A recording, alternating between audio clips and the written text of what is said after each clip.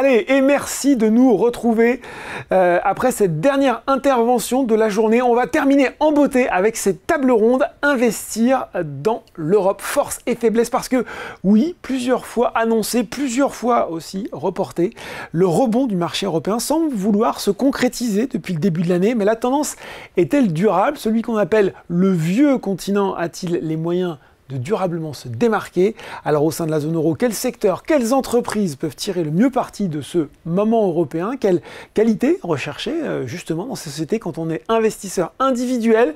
Voici quelques thématiques de ce débat et pour y répondre, je suis en compagnie d'Henri Chabadel, responsable des investissements chez BlackRock. Bonsoir Henri. Bonsoir. Et à ses côtés, Olivier Casse, gérant Action Européenne chez Sycomore Asset Management. Bonsoir Olivier. Bonsoir.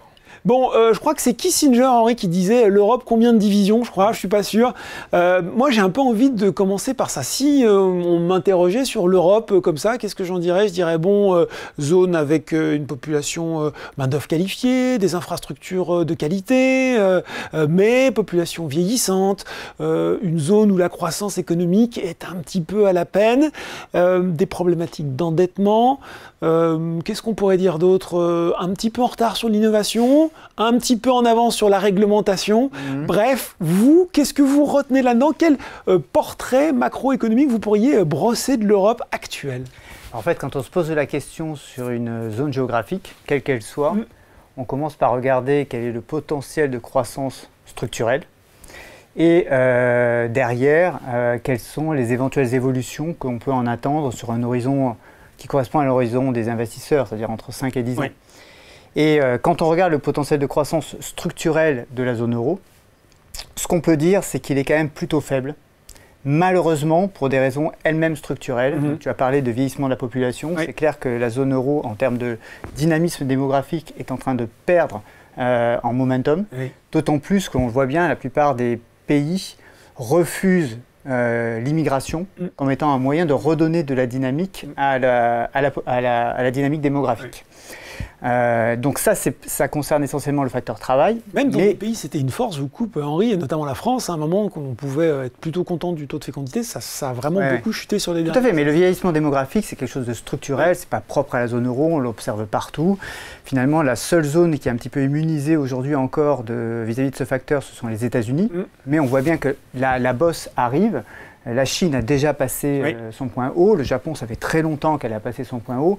Globalement, on sent bien que l'évolution structurelle de nos sociétés, c'est de faire moins d'enfants. Et à partir de là, on a des pyramides démographiques qui, au lieu d'être bien construites, bien étagées, sont plutôt inversées. Donc ça concerne le facteur travail, qui est un des facteurs fondamentaux dans le potentiel de croissance. Il n'y a pas que ça, il y a le facteur capital aussi. Malheureusement, du côté du facteur capital, là aussi, la zone euro n'est pas super bien positionnée. Pourquoi? Parce qu'il y a un manque d'innovation. Tu évoquais le secteur de la technologie.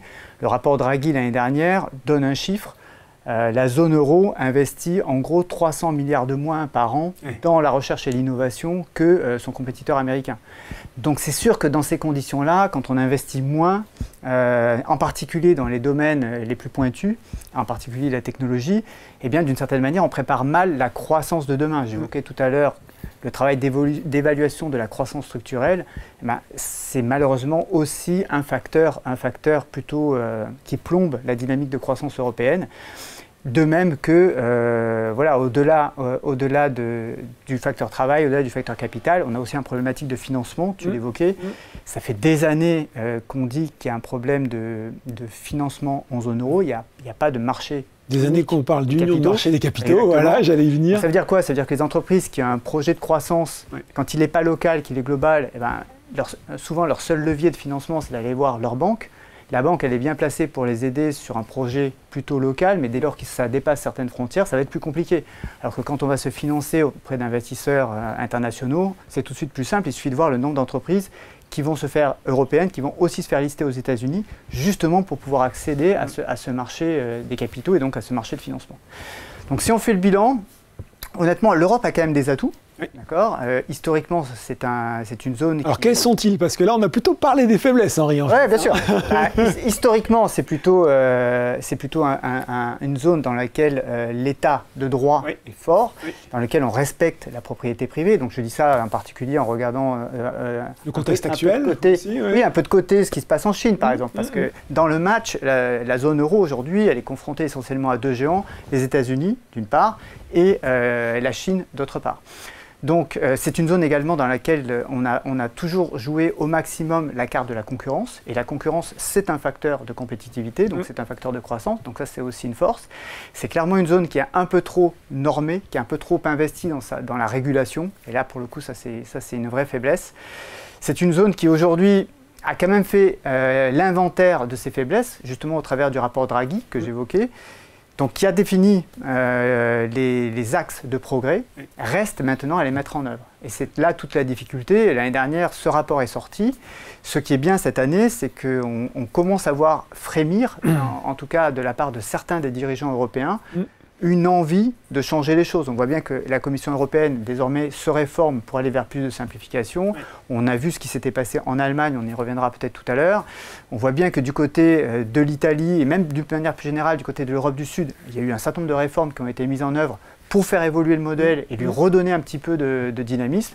Bon, voilà, la zone euro n'est pas condamnée, hein, elle n'est pas condamnée dans le match entre les États-Unis et la Chine, mais elle ne part pas forcément en tête de peloton. Il y a une prise de conscience, Henri, et en même temps, on a évoqué les besoins de financement. Pour certains, c'est 600, 800 jusqu'à 1000 milliards d'euros par an jusqu'en 2030, si on inclut la prise de conscience aussi qu'il y a eu sur la défense. Et en face, on a des États qui sont endettés, extrêmement endettés. Alors pas tous, l'Allemagne a gardé un petit peu de marge de manœuvre, mais si on regarde la France notamment, c'est beaucoup plus compliqué. Alors est-ce qu'on a vraiment aujourd'hui les moyens de nos ambitions ? Alors si vous regardez la zone euro de manière consolidée, aujourd'hui, le taux de dette sur PIB, il est entre 80 et 90. C'est à peu près le niveau que vous allez trouver en Chine. C'est beaucoup moins qu'aux États-Unis, c'est énormément moins qu'au Japon. Donc finalement, sur le critère... Japon, 250%. Voilà, 40, 250%. 240, 250. Donc si on ne regarde que le critère de l'endettement, il faut faire attention à ne pas être enfermé par le biais français. La France est clairement un des mauvais élèves de la zone euro, mais globalement, la zone euro se porte quand même plutôt bien. Et en particulier, je l'évoquais tout à l'heure, les pays du sud de la zone euro se sont restructurés. Ça, c'est la conséquence de la crise de la zone euro en 2011-2012. Globalement, on a un nord qui a toujours été très vertueux du point de vue de la gestion de la dette et un sud qui s'est restructuré. La France est au milieu. On n'a rien fait. Il reste encore un petit peu de travail à faire. Mais globalement, on voit bien qu'on y va. C'est tous les enjeux du dernier budget et du prochain budget.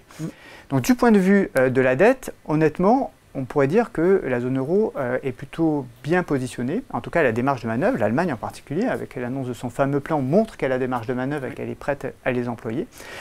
Après, évidemment, il va falloir faire des choix. Parce qu'on ne peut pas, comme ça, dans un monde dans lequel on n'est pas les seuls à vouloir investir dans la défense ou dans d'autres industries critiques, comme par exemple la technologie ou pour des questions de souveraineté dans l'accès à certaines matières premières. Voilà, on sait qu'on va être en compétition vis-à-vis du reste du monde pour également émettre du papier. Et donc, fatalement, ça veut dire quoi? Ça veut dire que les taux vont avoir vocation à monter. Qui dit taux qui monte dit coût de financement plus élevé. Et donc une plus grande difficulté à équilibrer ses budgets. Donc il va falloir faire des choix, en zone euro comme ailleurs. Les États-Unis aussi vont peut-être devoir en faire, puisqu'ils ont décidé désormais de revoir un petit peu la manière dont ils gèrent leur déficit et surtout dont ils sont financés par l'étranger. On va voir un petit peu comment tout ça s'équilibre. Bon, justement, parce qu'on parle des États-Unis, il y a une différence aussi majeure, c'est la politique monétaire. Actuellement, on voit que voilà, la BCE baisse, alors elle baisse un peu comme d'habitude, hein, un petit pas, pas trop vite, hein, maintenant dans le trop-pot. On voit que la Fed, elle, est encore sur la réserve, parce que clairement, les chiffres de l'économie américaine sont pas mauvais. On voit que l'inflation reste un petit peu collante, mais rien de préoccupant. On voit que les chiffres de l'emploi restent bien orientés. Est-ce que ça, c'est un atout, c'est un facteur qui peut jouer en faveur de l'Europe ? Plutôt oui. Et d'ailleurs, ça a été un des facteurs qui ont sans doute alimenté la surperformance des actions européennes. On y reviendra peut-être aussi tout à l'heure par rapport aux actions du reste du monde et des États-Unis en particulier. Pourquoi? Parce que qui dit taux qui baisse, dit globalement des des coûts de financement sur la partie courte. Oui. Et les entreprises sont plutôt exposées au segment du 3 ans, du 5 ans, parfois du 7 ans. Donc voilà, c'est à peu près la maturité des dettes qui sont émises par les entreprises. Et donc évidemment, elles vont bénéficier d'une conjoncture générale de baisse des taux. À la différence de ce qu'on observe. Ça peut encore baisser, jusqu'au fameux 1,5%. Ah oui, ça peut encore baisser parce que justement, ce qui se passe, c'est qu'aujourd'hui, et ça a été un peu la surprise, c'est que l'euro s'est apprécié par rapport au dollar. Oui. Qui dit appréciation de l'euro par rapport au dollar dit finalement moins d'inflation importée. Et donc, on peut s'attendre à ce que l'inflation continue à baisser en zone euro. Si l'inflation continue à baisser en zone euro, la BCE est obligée de baisser sa politique monétaire. Parce que finalement, ce qui compte, c'est le niveau des taux réels. Donc, si vous êtes à 2% de taux pour la BCE, je dis ça pour nos auditeurs, mais que l'inflation est à 1, ça veut dire qu'il y a 1% de taux réel. Vous payez 1% en plus de l'inflation pour vous financer. Et en fait, le problème des taux réels, c'est que quand ils sont très élevés, eh bien, malheureusement, ils commencent à devenir restrictifs pour l'activité économique. Donc si la BCE veut s'ajuster par rapport à la dynamique de baisse de l'inflation, elle va continuer à baisser ses taux et ça va être une bonne nouvelle pour les entreprises européennes qui, malheureusement, on va dire, pour les plus exportatrices, vont être confrontées à la problématique d'appréciation de l'euro, mais globalement, pour le corpus des entreprises européennes, c'est-à-dire celles qui font essentiellement de l'activité locale, ça va plutôt être une bonne nouvelle. Bon, voilà, on a fait un petit peu le point macroéconomique avec Henri sur les forces et faiblesses de l'Europe. On voit qu'il y a des raisons d'être un petit peu vigilant, mais il y a aussi des raisons de se réjouir. Olivier, quels sont pour vous les grands pôles d'excellence au niveau des entreprises européennes? Moi, spontanément, je pense à auto, aéronautique, luxe. On retrouve, il y a peut-être des qualités là aussi qui ne sont pas forcément vues du grand public. Oui, alors pour répondre à cette question, je ne vais pas avoir une grande imagination. On a des marchés financiers qui sont assez volatiles. Oui. Parfois, on se perd un petit peu, mais au final, ils sont assez efficients. Et je commence comme ça parce que si vous regardez les principales capitalisations boursières du marché européen, vous retrouvez ces pôles d'excellence, et notamment ces sociétés, ces segments qui s'exportent très bien à l'international. On a dans les premières capitalisations boursières la technologie. Un SML, un SAP, aujourd'hui on est sur des valeurs de plus de 300, aux alentours de 300 milliards ou plus de 300 milliards. On dit peut-être pas assez qu'il y a aussi des valeurs technologiques en Europe. Exactement, et si on regarde la zone euro, la première capitalisation boursière est SAP qui fait 30%, plus de 30% de son activité aux États-Unis. Ensuite, un segment qu'on connaît un peu mieux, c'est le segment du luxe. Avec des valeurs entre 200 et 250 milliards aujourd'hui, on retrouve un Hermès, un LVMH ou un L'Oréal. Ensuite, on retrouve, et c'est une des spécificités de l'Europe, c'est tous les enjeux de l'efficience énergétique. Oui. On est toujours, et au niveau politique, on tient toujours sur ce créneau-là. On évoquera peut-être ce qui se passe aux États-Unis, mais en Europe, on tient sur ces sujets-là. Et vous avez des dossiers qui adressent, des entreprises qui adressent ces sujets-là, comme Siemens, comme Schneider, qui sont en effet dans les premières capitalisations boursières. Qui fait un super parcours. Qui fait un très beau parcours. Et là, on sort tout juste du salon du Bourget, on arrive derrière, Airbus dans l'aéronautique, un des fleurons de l'industrie européenne. Donc voilà, une réponse très très simple qui démontre que, alors, derrière cette volatilité au quotidien du marché, au final, il y a une certaine efficience et les sociétés que je viens citer là sont correctement valorisées sur les marchés. Après, on a des dossiers sur lesquels c'était beaucoup plus compliqué sur les dernières années. Le secteur automobile, vous l'évoquez. Chef-d'œuvre en péril un petit peu l'automobile. C'est plus compliqué, notamment quand on regarde les grands constructeurs premium allemands, historiquement, ils faisaient 30% de leur profit en Chine sur du véhicule classique à essence. Le marché chinois bascule du côté d'électrique. Vous avez des nouveaux acteurs spécialisés sur l'électrique avec BYD. Et ces acteurs-là sont en train de perdre leur part de marché. Donc voilà, c'est une évolution assez forte qu'on voit en négatif également sur un pan de l'industrie européenne. On en parlait au moment de préparer cet entretien. Il y a aussi cette émergence depuis le début de l'année du secteur de la défense. Progression incroyable avec, là aussi peut-être, on en parlera du moment européen, cette prise de conscience, notamment alimentée par la politique extérieure américaine, qu'on avait peut-être trop souvent délégué nos enjeux de défense outre-Atlantique, qu'il fallait se les réapproprier. Est-ce que ça vous semble, au-delà des discours, être une tendance durable, y compris au niveau de la thématique d'investissement boursière, ou est-ce qu'on a déjà pas mal valorisé les valeurs du secteur? Oui, même analyse. Si vous regardez les valorisations boursières aujourd'hui, les investisseurs vont vous dire oui, c'est un secteur d'avenir. Après, voilà, on a d'ici quelques jours, en effet, le sommet de l'OTAN. On va avoir concrètement un chiffre de dépenses cible sur la défense pour les pays européens. On va sans doute arriver sur du 3,5% du PIB, voire un petit peu plus. On était en Europe à un peu moins de 2% aujourd'hui. Ça veut dire, et notamment quand on regarde la partie équipement militaire, ça veut dire que sur cette période-là, on va avoir un doublement des dépenses des États. Donc à partir de là, les grands acteurs européens, et certains d'entre eux sont cotés, vont bénéficier en effet d'un carnet de commandes qui va augmenter fortement sur les prochaines années. Alors pas à très très court terme, mais concrètement, ça va se voir dans les résultats des entreprises à partir de 2027-2028. Alors après, sur ce segment-là, pour parler un petit peu plus sur les marchés financiers, c'est un petit peu, je fais l'analogie avec ce qu'on a connu il y a 2 ans aux États-Unis sur l'intelligence artificielle, ou avec ce qu'on appelait le GLP-1, c'est le traitement anti-obésité d'un nouveau Nordisk ou d'un Eli Lilly. Quand les annonces ont été faites, les titres ont progressé très très rapidement. Voilà, c'est un peu le caractère moutonnier des investisseurs. On a trouvé un nouvel os à ronger. Un nouvel Eldorado. Exactement, ça va très très vite. Et très souvent, dans ce genre de contexte, on est en train de créer des bulles. Et on l'a vu sur l'intelligence artificielle avec le dégonflement du Nasdaq fin d'année dernière, tout début de 2025. On l'a vu sur les sujets du GLP-1, l'anti-obésité, avec un Novo Nordisk qui a abandonné la totalité de sa progression depuis 18 mois. Donc sur la défense, aujourd'hui, quand moi, personnellement, je regarde la valorisation et ma valorisation intrinsèque de ces entreprises-là, je considère que ça allait un petit peu plus vite. Donc, tout comme l'anti-obésité, tout comme l'intelligence artificielle, je pense qu'il n'y a pas de débat. Ce sont des secteurs et des sujets sur lesquels il faut être investi sur du moyen long terme. Mais après, notre travail, c'est de travailler la valorisation et de voir en effet les moments où potentiellement on a un peu une bulle ou une survalorisation qui peut être juste temporaire. Et si on a un retrait, un repli transitoire, temporaire, c'est peut-être là où, en effet, pour les investisseurs, notamment des investisseurs particuliers qui ont manqué cette nouvelle vague, c'est peut-être à ce moment-là où il faut se réintéresser à ces dossiers. Et si je peux me permettre de rebondir, je crois que c'est normal que le marché, au début, prenne la nouvelle et réagisse de manière un petit peu moutonnière, pour reprendre ton expression. Après, se passe un phénomène qu'on connaît bien, c'est que l'information commence à sédimenter. Donc on est dans une meilleure position pour commencer à faire le tri entre les valeurs qui vont effectivement tirer parti d'un mouvement structurel qui est amené à durer et celles qui ont bénéficié d'un mouvement un petit peu général, mais qui n'ont pas trop leur place dans le peloton de tête. En particulier dans le secteur de la défense, la question qui va se poser, c'est effectivement comment vont se répartir les fameux 3-4% de dépenses sur PIB entre les différents fournisseurs européens ou non européens. Et là, aujourd'hui, il y a une vraie interrogation, par exemple. On sait que dans certains pays, ce seront plutôt des fournisseurs locaux, des producteurs locaux qui seront privilégiés, parce qu'il y a un enjeu de souveraineté.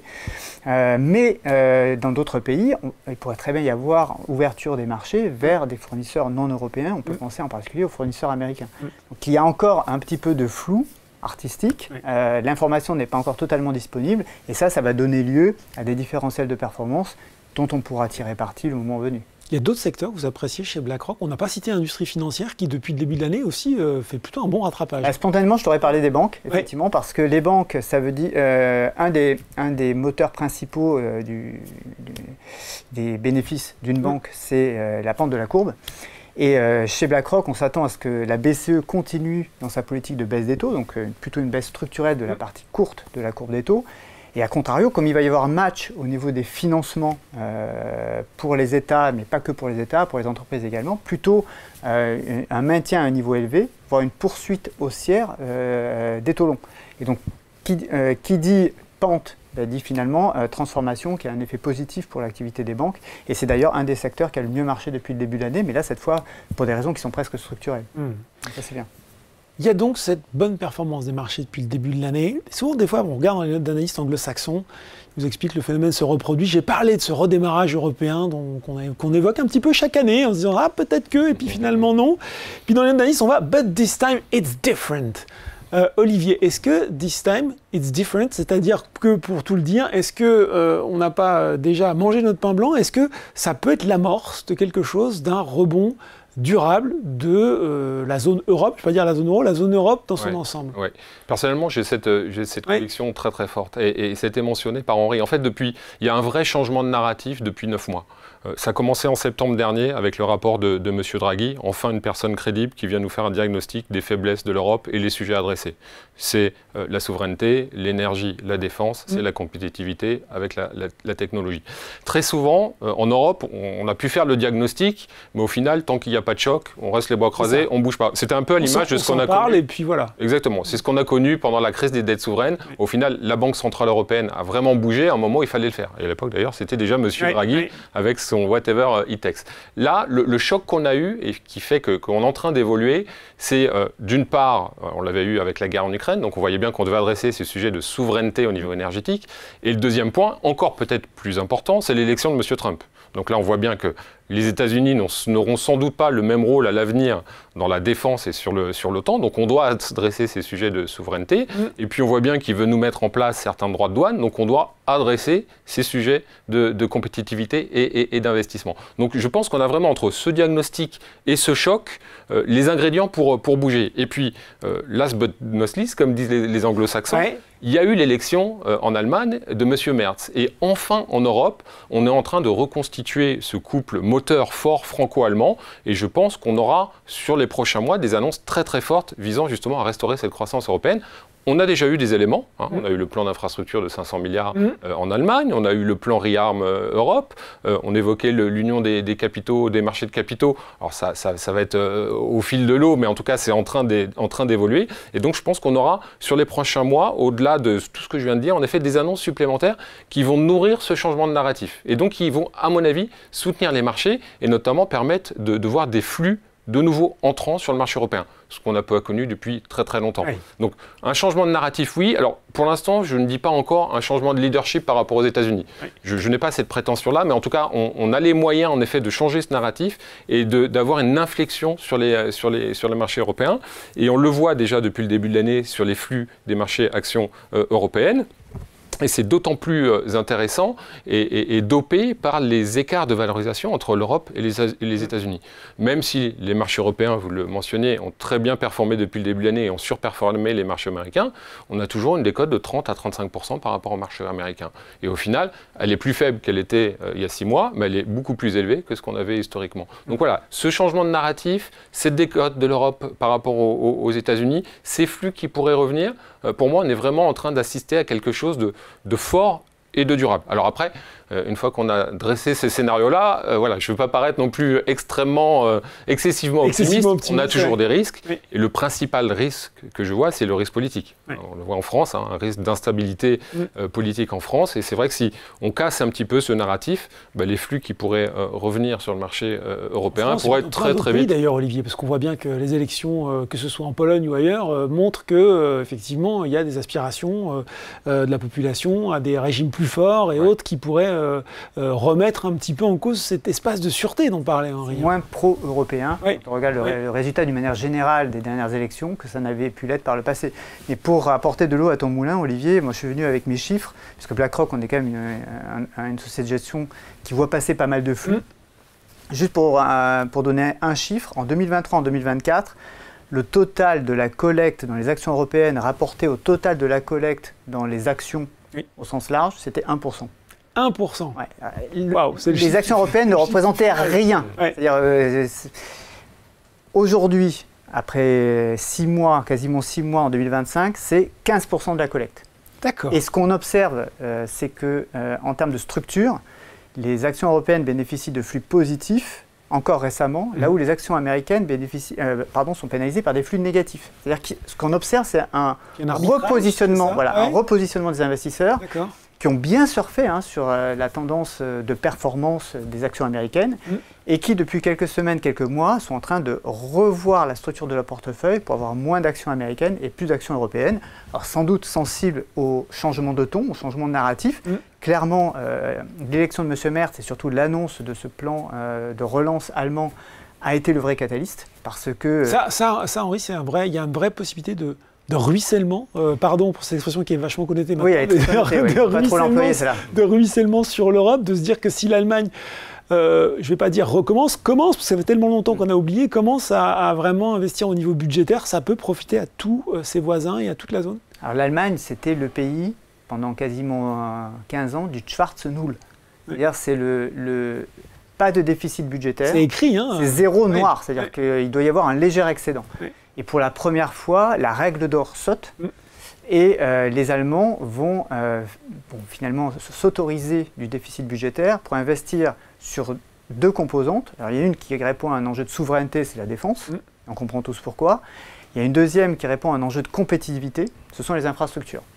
Et donc finalement, on retrouve bien là une réponse tangible et presque mot pour mot à ce que M. Draghi avait écrit dans son rapport.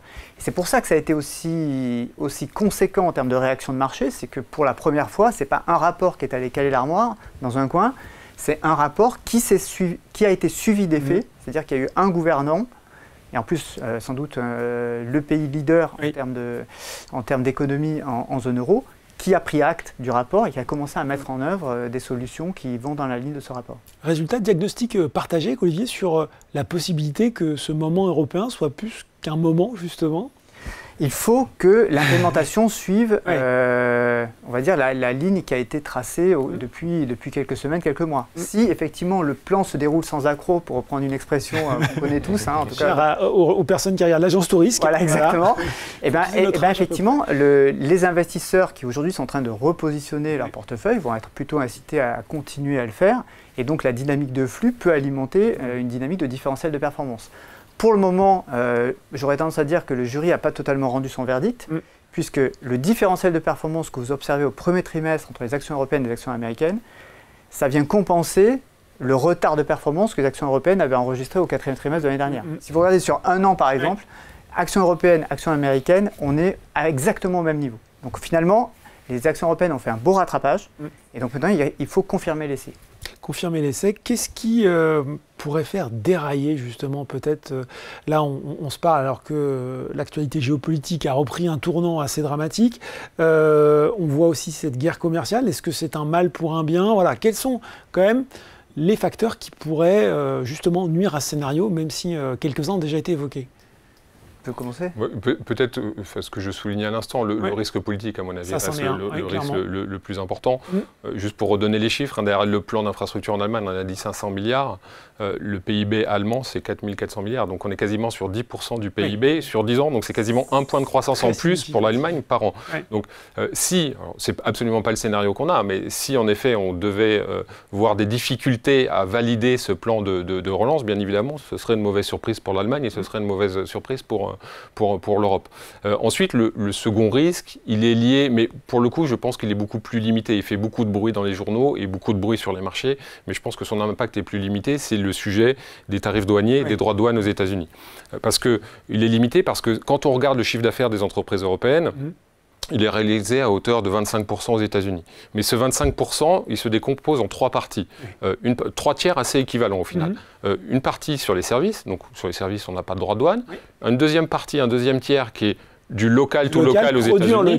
Donc à la marge, il peut être impacté si vous faites du local, de l'activité en local, mais vous devez faire des importations. Premières, des choses comme ça. À la marge, il peut être impacté, mais c'est vraiment le troisième tiers qui est vraiment, lui, à risque des droits de douane. Donc on parle au final des entreprises européennes qui réalisent 6-7% de leur chiffre d'affaires qui va être directement impacté par les droits de douane. Donc en termes de résultats, d'impact direct sur les résultats des entreprises, je pense que c'est assez limité. Après, le vrai sujet, il est beaucoup plus large, et là on rentre dans les théories économiques, savoir en effet le retour, le repli sur soi impacte plus globalement la croissance américaine et plus globalement la croissance économique globale. Et là, pour le coup, en effet, regardez simplement l'impact des droits de douane sur du chiffre d'affaires européen réalisé aux États-Unis, c'est regarder juste une partie du problème et manquer une grande partie de l'histoire.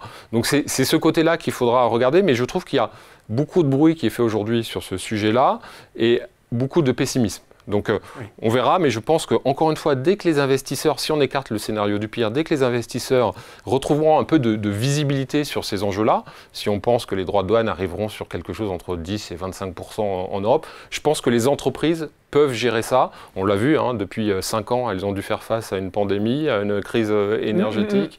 Et au final, elles ont su s'adapter. Il y a en effet un travail sur la logistique, sur la chaîne d'approvisionnement, peut-être aussi pour les sociétés les plus impactées, remonter les prix aux États-Unis. Mais globalement, c'est quelque chose qui est gérable. Et donc, je pense que dès qu'on aura un peu plus de visibilité sur ce CIGE-là, des investisseurs qui restent encore aujourd'hui assez, pour certains, prudents et à l'écart de l'Europe, de ce fait, pourront revenir de nouveau investir sur les actions européennes. Donc, je cite ce risque-là, mais pour moi, aujourd'hui, c'est un risque relativement limité, un peu amplifié, je trouve, dans le narratif. Et globalement, pour rencontrer au quotidien des dirigeants d'entreprise, forcément, ça fait un petit peu peur. Mais voilà, elles ont déjà préparé leur réponse en cas d'issue négative sur les droits de douane. Il y a le prix de l'énergie quand même aussi qui reste, non, qui reste quelque chose à surveiller. Le prix de l'énergie, bien sûr, parce que l'économie, c'est de l'énergie transformée. Ça. Et un des avantages compétitifs de la zone euro, c'est que globalement, on importe l'essentiel de notre énergie. Et depuis le début de la guerre en Ukraine, on l'importe désormais à des niveaux de prix, notamment le gaz, qui sont beaucoup plus élevés que ce qu'on avait l'habitude de faire par le passé. Donc là, il y a un vrai sujet au niveau des prix de l'énergie. Alors en ce moment, c'est un peu amplifié par une incertitude géopolitique au Moyen-Orient. Traditionnellement, ce genre de crise arrive régulièrement, puis ça se calme, puis ça revient. Donc ce n'est pas en soi un facteur structurel. Mais le facteur structurel, c'est le fait que l'Europe a fait un choix. Et ce choix, c'est de diversifier ses sources d'approvisionnement pour aussi retrouver un peu de souveraineté. Parce que d'une certaine manière, quand vous dépendez d'un seul fournisseur, on ne peut pas dire que vous soyez souverain. Mais ce choix de souveraineté a un coût. Et effectivement, ce coût impacte les secteurs d'activité, les agents économiques qui sont le plus dépendants des coûts de l'énergie. Moi, pour rebondir sur ce que vient de dire Olivier et à ta question, je pense que l'essentiel du sujet, du problème aujourd'hui, c'est vraiment l'implémentation. C'est-à-dire qu'il faut que l'Europe confirme les espoirs qu'elle est en train de créer dans l'esprit des investisseurs grâce à une exécution qui doit être régulière, qui doit être progressive et qui doit être presque sans faille. Or, il y a un enjeu de gouvernance. Là, tout de suite, j'ai un peu plus peur. Il y a toujours un enjeu, il y a toujours, on va dire, un petit aléa en zone euro, parce qu'il y a un enjeu de gouvernance un peu structurel. On est nombreux autour de la table, il faut qu'on se mette d'accord, il y a des compromis à trouver. Parfois, ça peut prendre du temps. Souvent aussi, on joue un peu la carte du national au niveau européen. Ça peut être le cas aussi, quand ça va mal, on tire la couverture à soi. Là, on sent bien que quand même, il y a ce moment européen est quelque chose de bien compris, de bien partagé par les dirigeants européens. On les voit tous essayer d'être plutôt unanime, constructif dans ce sens-là, mais on n'est pas à l'abri effectivement d'un accident ou en tout cas d'une mauvaise surprise électorale dans un pays ou dans un autre. Et en particulier, en fait, il va falloir regarder ce qui se passe en France, parce que si désormais on a de la visibilité sur l'Allemagne, le vrai sujet d'attention pour les investisseurs, ça va être la France. Bon, avec cette échéance politique, effectivement, qui va arriver en 2027. Une fois qu'on a dit tout ça, pour les gens qui nous suivent, qui se disent, bon, finalement, quand on fait le portrait macroéconomique, quand on regarde les entreprises, quand on regarde le timing, même si on n'investit pas forcément sur des questions de timing, tout ça quand même donne des éléments favorables. Question du coup toute simple, comment aujourd'hui on investit en Europe, quelles entreprises on regarde, quelle qualité regarder. Je me souviens quand on a préparé cette émission, Olivier me dit faut faire attention parce que y a des gens qui sont investis en ETF, mais la performance des indices, c'est un peu l'arbre qui cache la forêt. En tout cas, elle marque de grandes disparités entre les sociétés. Dites-moi un peu plus là-dessus. Oui. Je pense que la sélectivité restera clé pour délivrer de la performance sur les marchés actions, au-delà du scénario plutôt positif qu'on a envie de dérouler.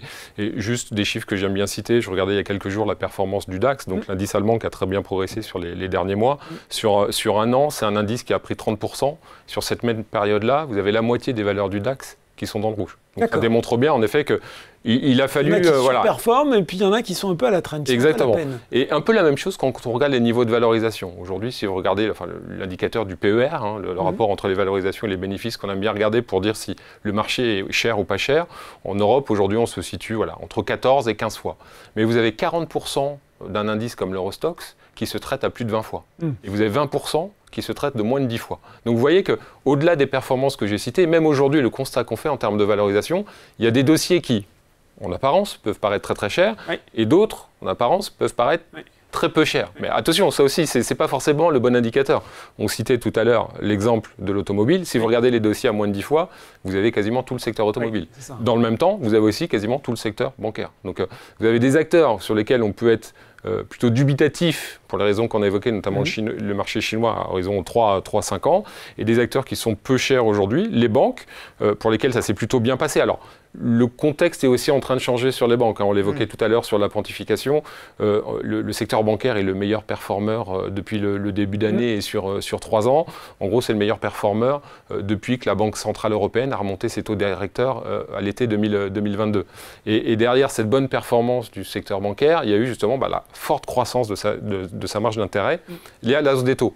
Maintenant que la Banque Centrale Européenne, depuis 1 an, a passé ses taux directeurs de 4% à 2%, on sent bien que ça va être un petit peu plus compliqué pour les banques et qu'il va falloir trouver des relais de croissance à ce doping lié au taux d'intérêt. Donc, même sur les dossiers peu chers, il y a des choses à regarder et d'autres valeurs sur lesquelles il faut être un peu plus vigilant. Mais plus largement, en termes de thématiques, si je devais essayer de dresser le panorama pour les prochains mois, je pense que malgré tout, avec cette action de la Banque Centrale Européenne, on a des taux d'intérêt qui sont plus faibles aujourd'hui et qui vont sans doute rester plus faibles sur les prochains mois que ce qu'on a connu dans le passé. Et donc toutes les valeurs et les secteurs qui ont pu pâtir de taux d'intérêt élevés et qui devraient bénéficier un peu de ce nouvel environnement de taux, ce sont à mon avis des dossiers à regarder. Le secteur de la construction, on l'a tous en tête. Donc, quand on regarde le marché immobilier en France, on sait bien que ça a été un marché qui depuis 2-3 ans était un peu en difficulté. Grosse souffrance, oui. Voilà, parce que les taux d'intérêt étaient relativement élevés. Maintenant qu'on voit les taux baisser progressivement, voilà, sur certains acteurs du secteur et sur certains marchés, on a eu des volumes en baisse de 15, 20, 25%. Donc on peut penser, alors après ça sera un petit peu la question, quel est le rythme de reprise de ce secteur-là, mais on peut penser qu'on a touché un plancher, et on le voit d'ailleurs sur les marchés d'Europe du Nord, là où par exemple en Suède, la Banque Centrale de Suède a déjà baissé fortement ses taux d'intérêt, on a quelques signaux de reprise du marché de l'immobilier. Donc typiquement, l'ensemble des valeurs qui peuvent bénéficier d'une baisse des taux sont des dossiers à regarder. Ensuite, et c'était évoqué aussi, si on regarde le marché depuis le début de l'année, ce qui a très très bien marché, ce sont les valeurs domestiques. Ce sont les banques, ce sont les assurances, ce sont les télécoms, ce sont les utilities. Et à l'inverse, l'ensemble des valeurs et des secteurs exportateurs sont dans le bas des classements. On le comprend assez aisément, c'est vrai qu'on s'inquiète de ce qui se passe aux États-Unis, des doutes sur la croissance, des doutes sur les actions, les annonces de M. Trump. Donc les investisseurs ont eu tendance à se positionner sur des valeurs défensives et surtout sur des valeurs domestiques. Si on pense, comme je le disais tout à l'heure, qu'à un moment, on va avancer sur les droits d'âne, on va regagner de la visibilité, et si on échappe au scénario du pire, au final, ce sont ces valeurs-là, à mon avis, qui peuvent être regardées. Et on retrouve, et c'était le début de notre discussion, dans ces sociétés exportatrices, on retrouve de la compétence et du savoir-faire européen. On retrouve ce que je mentionnais tout à l'heure, l'efficience énergétique, de la technologie. Donc, et en plus, on pourrait avoir une évolution du dollar. Le dollar qui a quand même beaucoup baissé par rapport au euro. Et la baisse du dollar qui s'est accélérée après le Liberation Day, au moment où M. Trump a annoncé ses droits de douane. Si au final, ça va un peu mieux de ce côté-là, on peut même avoir un petit rebond du dollar et ça viendra également soutenir les valeurs exportatrices. Donc deux thématiques que personnellement, dans les portefeuilles aujourd'hui, j'ai tendance à plébisciter, la thématique des valeurs qui doivent bénéficier des taux un peu plus bas, et puis des dossiers un petit peu plus cycliques, un petit peu plus exportateurs. Et j'aurais tendance à ajouter un dernier axe de lecture, c'est celui, au sein des exportatrices, je partage assez ton constat, Olivier, celles qui vont pouvoir s'adapter à un nouvel environnement. Et aujourd'hui, c'est vrai que c'est compliqué de savoir si on va s'arrêter à 10 ou si on va s'arrêter à 25. Mettons qu'on n'en sait rien. Dans les exportatrices, vous avez des valeurs qui malheureusement ne pourront pas ajuster leur chaîne de production. Quand vous produisez du champagne, le champagne sera toujours fabriqué dans la région Champagne. Vous ne pourrez pas délocaliser la production du champagne c'est compliqué. Pour aller le mettre aux États-Unis. En revanche, cognac, bon, exactement, c'est pareil. Même combat. En revanche, vous avez des très belles exportatrices qui peuvent très bien, à un moment donné, prendre acte du fait que les barrières commerciales sont là pour longtemps, pour durer, et de manière un peu structurelle, et qui vont adapter leur chaîne de production. On sait très bien que les entreprises savent le faire, c'est d'ailleurs comme ça qu'elles se différencient les unes par rapport aux autres, pour aller relocaliser ces chaînes de production dans des zones qui seront plus favorables, alors peut-être pour le marché américain aux États-Unis, et de cette manière-là, échapper... Oui, des annonces, Henri, notamment... Bien sûr, il y en a déjà eu. Un laboratoire pharmaceutique européen. Exactement, et donc ça veut dire quoi? Ça veut dire qu'à court terme, évidemment, il y a un coût associé à cette évolution du business model, mais à moyen long terme, finalement, les choses vont reprendre comme avant, puisque les barrières commerciales qui aujourd'hui, effectivement, occupent l'essentiel de l'attention, vont être un facteur beaucoup moins prégnant pour elles, une fois que les chaînes de production auront été restructurées. Au-delà des thématiques évoquées, pour le gérant que vous êtes, Olivier, c'est quoi une belle valeur européenne? Ah, c'est une bonne question. Alors, la réponse, elle peut changer dans le temps. Ouais. Alors, en ce moment, parlons on l'a connu entre 2010 et 2020, les belles sociétés européennes, c'était les belles histoires de croissance, et notamment les sociétés exportatrices qu'on a citées, le luxe ou les Schneider. Donc, c'était Schneider, ça marche encore. Hein. Et Schneider, ça marche encore, mais ce que je mentionnais tout à l'heure, c'est-à-dire qu'on a quand même beaucoup de volatilité. Schneider, entre le niveau de fin d'année dernière et ce qu'on a connu courant avril, c'est un titre qui a perdu 30%. Donc, vous voyez, ça reste la même valeur, hein, c'est les mêmes qualités, et pourtant, vous avez un titre en l'espace de 3 mois qui perd 30%. Enfin, c'est pas propre à l'Europe, on l'a vu avec Nvidia sur le premier trimestre, c'était moins 30%. Si vous rajoutiez la baisse du dollar, vous étiez même en plus, alors que les fondamentaux de l'entreprise n'ont absolument pas changé. Je pense que si on se projette sur du moyen long terme, ça reste ces sociétés qui ont un vrai savoir-faire, dans un marché où il y a plutôt des barrières à l'entrée et qui vont être des très belles histoires de croissance. Je pense qu'on sort d'une phase de 2 ou 3 ans où ces valeurs-là, parfois, ont été un peu délaissées pour, ce que je mentionnais tout à l'heure, se remettre sur des dossiers un petit peu plus domestiques, et notamment sur les valeurs financières, et donc les sociétés value, qui au final, depuis 2-3 ans, ce sont... On appelle aussi décotés. Hein, exactement. Voilà, je pense qu'on est sur ce point d'inflexion où il va falloir se réintéresser à ces belles histoires de croissance. Et ça fait un peu le pendant à ce que je disais tout à l'heure, ça reste des dossiers, ce sont des valeurs qui sont exportatrices. Et je pense qu'on est sur une opportunité, une fenêtre, pas encore consensuelle au moment où on se parle, hein, compte tenu des enjeux des droits de douane, mais je pense que c'est là où, à horizon 2, 3, 5 ans, on est dans une phase où les niveaux de valorisation redeviennent relativement attractifs. Et encore une fois, et c'est important parce qu'on ne l'a pas évoqué, mais le positionnement des investisseurs est clé. Il faut à tout prix éviter d'être positionné là où l'ensemble des investisseurs sont présents. Et de ce que je vois au quotidien aujourd'hui dans mes confrères, il y a quand même un grand pessimisme, une grande inquiétude dans le contexte actuel, et beaucoup de gens sont parqués, si je peux dire ainsi, sur des valeurs défensives.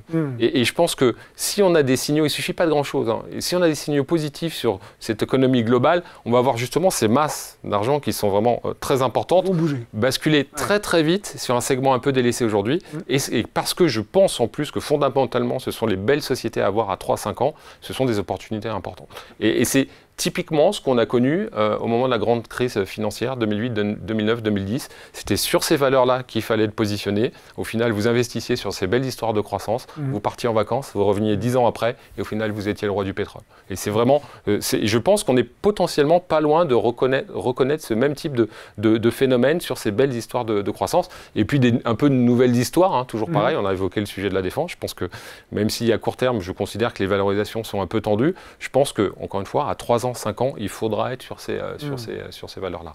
Vous êtes prêt pour une question tarte à la crème, Olivier? Oula, il y a un autre bon qu'on annonce sans arrêt, c'est celui des small et mid-cap, les petites et moyennes valeurs. Chaque année, c'est pareil, on dit c'est bon, là on pense que, alors qu'on a le sentiment que c'est durablement compliqué. Est-ce que on parle sans arrêt du tissu économique européen, justement de ces ETI, de ces PME, parfois très spécialisées, avec beaucoup de compétences, et on désespère un peu de voir ce segment de la cote un petit peu végéter. Est-ce que lui aussi pourrait bénéficier de ce moment européen? On le voit depuis quelques semaines, en tout cas. On a un petit retour voilà, même alors ça dépend les indices, mais sur ces indices euro small cap, on a même une performance légèrement supérieure aux gros indices européens. Il se trouve que moi, j'ai commencé ma carrière il y a un peu plus de 20 ans en étant gérant sur ce segment-là. Et je trouve que la situation entre ce qu'on connaît aujourd'hui et ce qu'on a connu il y a 20 ans ou 25 ans, sachant qu'on avait connu quasiment 20 années de surperformance ininterrompue des small caps sur les grandes entreprises, c'est que depuis 3 ou 4 ans où ces valeurs-là ont un petit peu sous-performé. La grande différence entre ce qu'on connaît aujourd'hui et ce qu'on avait il y a 20 ou 25 ans, c'est qu'à l'époque, si vous vouliez faire justement, d'où votre question, ces belles histoires de croissance, vous les trouviez dans le segment des petites et des moyennes capitalisations. Aujourd'hui, regardez ce qu'on a évoqué ensemble, les grandes capitalisations, ASML, SAP, Hermès, 3 premières capitalisations de la zone euro. Sur ces 3 valeurs-là, sur les 3 prochaines années, on attend une croissance du chiffre d'affaires de 10% par an. Donc au final, ce qui a changé de façon importante, c'est que dans ces grandes valeurs, aujourd'hui, on a enfin de la croissance. Alors qu'il y a 15 ans ou 20 ans, parfois, vous aviez des valeurs financières. On sait ce qui s'est passé. Vous avez eu 15 ans de sous-performance de ces valeurs-là, et ce n'étaient pas des valeurs de croissance. Donc, moi, je considère qu'aujourd'hui, il y a encore beaucoup d'opportunités sur le segment des grandes entreprises et des valeurs moyennes. Et le deuxième point qui a changé en l'espace de 15 ans, 20 ans, qui est un point d'ailleurs qu'il faudra, je pense, adresser en Europe, c'est le sujet de la liquidité. Personnellement, moi, je gère un fonds qui peut investir sur toutes les capitalisations boursières, mais je vois très bien que dès que j'arrive sur des sociétés qui font moins de 4-5 milliards de valorisation, c'est compliqué. Ouais. C'est compliqué. Et dans un contexte qui va rester volatile, ce qu'on aime et ce qu'on apprécie, c'est de pouvoir se positionner et puis si on sent que les vents tournent, de pouvoir se désinvestir. Et face à ces problèmes de liquidité, c'est très très très compliqué. Donc au final, quand on regarde l'univers des large cap et des mid cap, je trouve qu'il y a des très belles histoires de croissance et on n'a pas ce sujet de liquidité. Donc aujourd'hui, ma préférence va sur ce segment-là, ce qui ne veut pas dire que vous n'avez pas des belles histoires et de nouvelles sociétés qu'il faut regarder sur le segment des small cap. Mais aujourd'hui, ma préférence est vraiment sur ce sujet-là. On a ASML, on a SAP, vous l'avez connu Olivier, mais au-delà de ces deux valeurs, il y a vraiment de la tech en Europe? En tout cas, on a des belles valeurs de technologie, parce que, enfin, on l'évoquait, quand on parle d'intelligence artificielle, il nous faut ces serveurs, notamment Nvidia, qui est quand même le leader mondial. Et au final, pour pouvoir faire de la puce, il vous faut des équipements. Et qui est le leader mondial des équipements sur les semis? C'est une société néerlandaise qui s'appelle ASML. Donc, sans ASML, vous n'avez pas ces puces de haute technologie et vous n'auriez sans doute pas la performance des serveurs de Nvidia. Un SAP, pareil, dans le sujet des logiciels d'entreprise, vous êtes leader mondial. Donc, on a des belles entreprises, mais c'est vrai que là, je vous cite deux exemples. Après, derrière, il y a des belles sociétés, mais qui sont aujourd'hui moins reconnues et dont les valorisations sont beaucoup plus faibles. C'est vrai qu'aux États-Unis, vous avez un univers qui est quand même beaucoup plus large. Et j'évoquais le sujet de la décote de l'Europe par rapport aux États-Unis. C'est vrai sur tous les secteurs, à une exception, c'est sur le secteur de la technologie. Donc j'ai envie de vous dire, pour des investisseurs qui veulent investir sur le secteur de la technologie, c'est sans doute pas en Europe, malgré les deux sociétés que j'ai citées, c'est sans doute pas en Europe qu'il faut regarder. Aux États-Unis, vous avez un univers qui est riche et en plus les valorisations sont relativement correctes. Je suis d'accord avec ça parce que, en fait, honnêtement, c'est vrai qu'il y a toujours de belles valeurs dans tous les secteurs en Europe. Mais dans le secteur en particulier de la technologie, aujourd'hui, les champions, ils sont soit aux États-Unis, soit en Chine. Et pour une raison simple, c'est que le pétrole de la technologie, c'est les données. Or, en Europe, on a une approche qui est très conservatrice vis-à-vis de la gestion des données. On s'en vante même. Vous savez ce qu'on dit, Henri. Tout à fait. Les États-Unis innovent, la Chine copie. Et l'Europe réglemente. Et l'Europe réglemente. Nous, voilà, on a réglementé très tôt, on s'en est même vanté pendant longtemps. Le problème, c'est que dans cet écosystème qui repose d'abord et avant tout sur les données, cette approche, elle pèse sur les perspectives de développement et même pour les acteurs qui essaient d'émerger dans ce secteur, leur potentiel de rattrapage par rapport à d'autres acteurs qui évoluent dans des environnements qui sont beaucoup moins contraints. Alors, je ne dis pas qu'il faut revenir là-dessus, parce qu'en fait, c'est un choix qu'on a fait collectivement en Europe de ne pas laisser nos données circuler de manière totalement libre, comme c'est le cas en Chine ou comme c'est le cas aux États-Unis. Mais ce choix a un prix. C'est ce qu'on appelle le coût de nos valeurs. Et de ce point de vue-là, ça paraît compliqué aujourd'hui de rester dans le match par rapport aux acteurs de la tech chinois d'un côté, américains de l'autre, qui ont clairement plusieurs coups d'avance sur les acteurs européens. Et ça, c'est tout le sujet de DeepSeek aux États-Unis, ce moteur IA chinois. Je partage totalement cet avis. En fait, il y a deux sujets. Il y a l'accès à la donnée. En Europe, on a des protections de la donnée que n'ont pas les Chinois. Et le deuxième sujet, la grande différence entre l'Europe et la Chine, c'est également la propriété intellectuelle. Et en Chine, dès qu'ils font une découverte, il n'y a pas de propriété intellectuelle. Donc, cette découverte est utilisée par tous les acteurs. Et donc, vous venez capitaliser sur les découvertes qui ont été faites. Ça circule beaucoup plus vite. Encore une fois, on est content d'avoir une défense de la propriété intellectuelle en Europe. Mais tout ça pour dire qu'entre une protection des données qui n'existe pas en Chine, une propriété intellectuelle qui n'est pas reconnue en Chine, les choses vont beaucoup plus vite chez eux que ce qu'on connaît en Europe. Donc voilà, on a donné beaucoup de points positifs sur l'Europe. Encore une fois, la protection des données et la propriété intellectuelle restent des sujets importants pour l'Europe et capitaux, mais c'est vrai que ça explique que certains États qui n'ont pas cette discipline, cette rigueur, peuvent aller sur des sujets clés comme l'intelligence artificielle, aller beaucoup plus vite que ce qu'on fait en Europe. Il a dit quelque chose de super intéressant, Henri, il a dit le coût de nos valeurs.